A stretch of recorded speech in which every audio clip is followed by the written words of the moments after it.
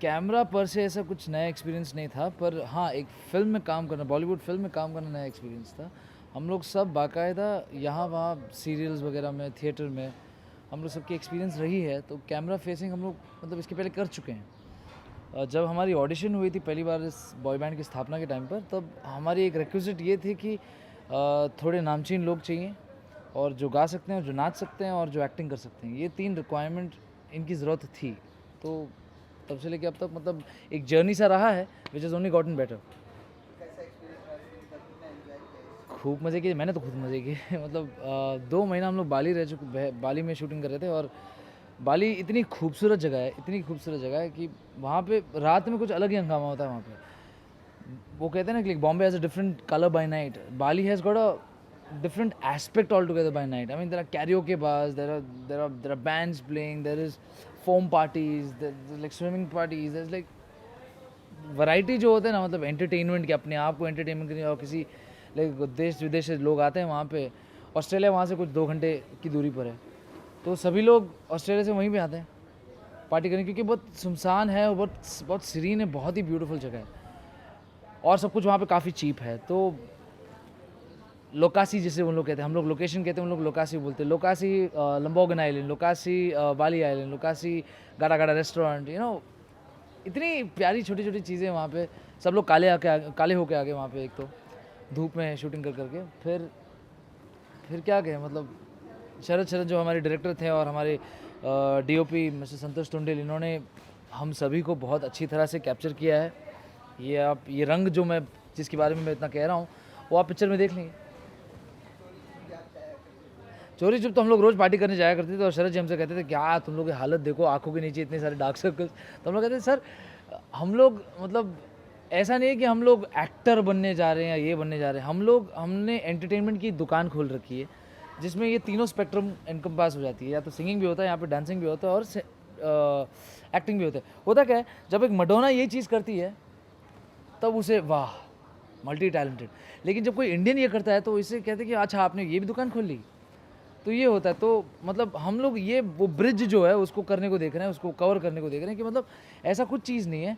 जब आप एंटरटेन करते हो तो ये तीनों चीज़ जो है ये एक स्पेक्ट्रम है, ये सीखी पड़ी चीज़ है बाहर के देशों में और बाकी सब जगह। ये बहुत अंडरस्टूड सी चीज़ है। हम लोग यहाँ पे अभी तक टटोल रहे हैं कि भैया अच्छा इनको गाना था, अभी एक्टिंग भी करें, अच्छा अभी ये भी करें। ऐसा कुछ नहीं है। मेरे हिसाब से एक अच्छे सिंगर को इमोशनल एक्टर होना बहुत ज़रूरी है, क्योंकि उसकी आवाज़ में जो दर्द आनी चाहिए जब वो सैड गाना गाता है, वो तब आएगा जब वो अच्छा एक्टर है। और जब कोई अच्छा गाना किशोर को देखिए आप, कुणाल गांजावाला को देखिए आज की तारीख में, सोनू निगम को देखिए आज की तारीख में। हर गाने के पीछे जो धुन होती है, जो सुर होता है, जो खनक होती है आवाज़ की, हर एक में बदलाव है। और वो तब आता है जब वो आदमी एक्टर अच्छा होता है।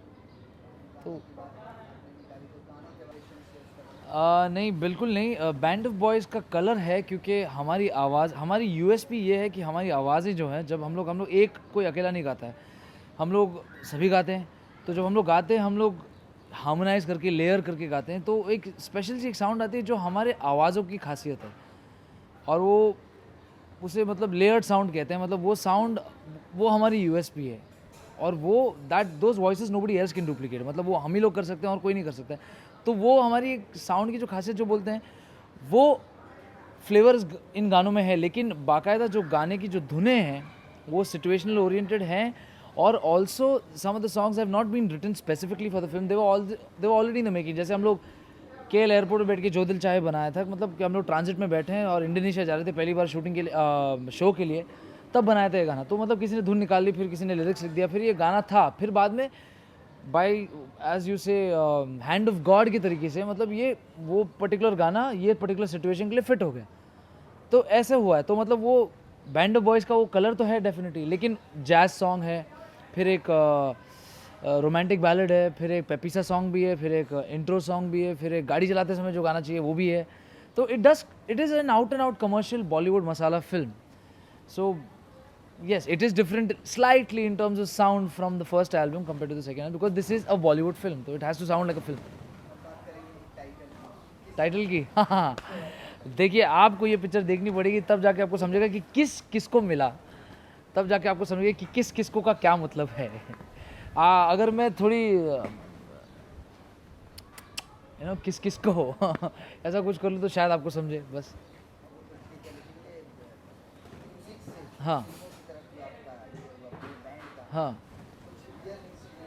जी जी, उन्होंने सबको आपको बता दिया नहीं नहीं, जी कुछ घटनाएं घटी थी हम सभी के बीच में, जिस पर आधारित है ये पिक्चर। तो मतलब क्योंकि ये पिक्चर हमारी रियल लाइफ से बहुत मतलब वो it's a true story about true friends as the catch line says. तो yes there are moments which have been captured from our real life, and बाकी ये सब फिक्शन है कि हम लोग लड़कियों के पीछे भाग रहे हैं वगैरह, ये सब फिक्शन लिखा हुआ है। तो बाकी सब ठीक है, लेकिन हाँ है काफ़ी गहरा असर रहा है इस सिचुएशन पर हमारी लाइफ पर। तो you will see that change in the film. Film में करीब-करीब सभी सिचुएशन जो आप लोगों की रियल ज़िंदगी में जिस तरह से मज़े करते हैं, उसमें कुछ इम्प्रोवाइज़ेशन आप लोगों ने की खास भैया मेरे हिसाब से तो पूरी पिक्चर एक सेट केमिस्ट्री है हम सभी के बीच में, जो जो स्टेज पर दिखती है, जो हमारे रिकॉर्डिंग्स में दिखती है, जो हमारे मतलब हम लोग जैसे हैं, हम लोग जब चारों पांचों साथ में होते हैं, सॉरी चारों जब साथ में होते हैं, तो आप देखते हैं कि मतलब एक इनहेरेंट सा केमिस्ट्री, सब एक दूसरे की खिंचाई करते रहते हैं। तो वो ही केमिस्ट्री को पिक्चर में भी ट्रांसलेट किया गया है। तो मतलब मस्ती तो बाकायदा ज़िंदगी भर चलती रहेगी, मतलब इसको रोकना नहीं है, वही हमारी खासियत है, उसी को हम रखते रहेंगे। आप चारों ने मिलकर भूमिका को कितना करें? बहुत बहुत परेशान किया उससे। अब ये सवाल आप उन्हीं से पूछ ले तो अच्छा है इंडिविजुअली भी मतलब होता क्या है कि एक तो उससे काम करना पड़ा है कि मतलब 5 अलग लोगों से और अलग अलग तरीके से। तो हमारी जो इंटरेक्शन पर्सनल सीन्स भी होती थी, तो they had to be like of different nature. So उस तरह से खिंचाई भी अलग अलग तरीके से। तो एक तरीके से वो संभाल के आती थी कि हाँ अब मैं ज़रा चतुर हो गई हूँ कि यहाँ से अभी ऐसा ऐसा आएगा तो मेरी डिफेंस ऐसी होगी। तो पता चलता है कि मतलब दूसरे ने कुछ और प्लाना खोल दिया। तो मतलब I guess she is improved as a person because she like you get to know more styles and you get to like interact with different people and we are all सब चतुर नारे एक से एक। तो आप समझ जाओ। The music what can I say, दिल से लिखे हैं गाने। तो अभी देखिए, it has been composed by a band of boys for the first time, and it has been co-composed with another gentleman called Vikesh Mehta, who's written 2 songs and we've written 6 songs. He's arranged all the songs also, and lyrics have been written by Karan among us. करण क्या करता है कि हम लोग उसको thought they देते हैं English में, और वो जाके रात को लिखता रहता है और हम लोग पार्टी करके आ जाते हैं और यही था। और expectations are sky high, very honestly I am expecting the world out of it. Grammy चाहिए मुझे, ऑस्कर चाहिए, बस सिंपल सी बात है। देखते हैं अभी जैसा आता है। मतलब हम तो सिर्फ यही चाहेंगे कि आप लोग जाइए, देखिए, और उम्मीद करते हैं कि अब तक हमने जितने भी गाने किए हैं सभी लोगों ने पसंद किया बैंड बॉयज़ का गाना। तो अब आगे जाके भी जो हम लोग करेंगे तो उम्मीद ये रखते हैं कि मतलब आप लोग और भी इसे पसंद करेंगे।